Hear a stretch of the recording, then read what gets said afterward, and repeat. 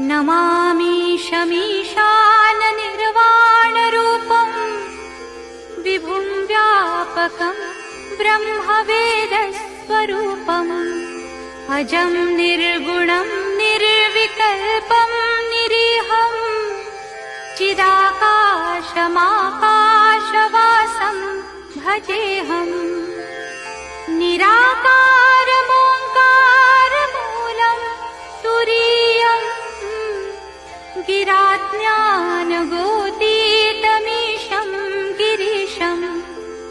करालं महाकाल कालं कृपालुं गुणागारसंसारपारं नतोऽहम् तुषाराद्रिसङ्काश गौरं गभीरं मनोभूतकोटिप्रभाश्रीशरीरम् स्फुरन्मौलिकल्लोलिनी चारुगङ्गा लसद्भालबालेन्दु कण्ठे भुजङ्गा चलत्कुण्डलं भ्रूसुनेत्रं विशालं प्रसन्नाननं नीलकण्ठं दयालुं मृगाधीशचर्माम्बरं मुण्डमालं प्रियं शङ्करं सर्वनाथं भजामि प्रचण्डं प्रकृष्टं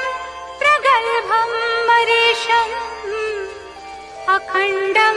मजं भानुकोटिप्रकाशम्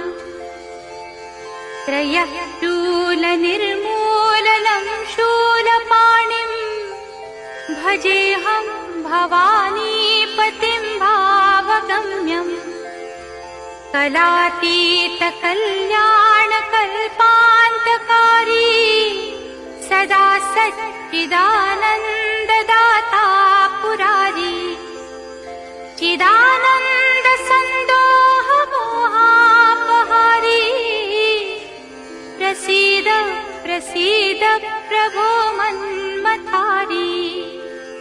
न यावत् उमानाथ पादारविन्दं भजन्ति हलोके परे वा नराणाम्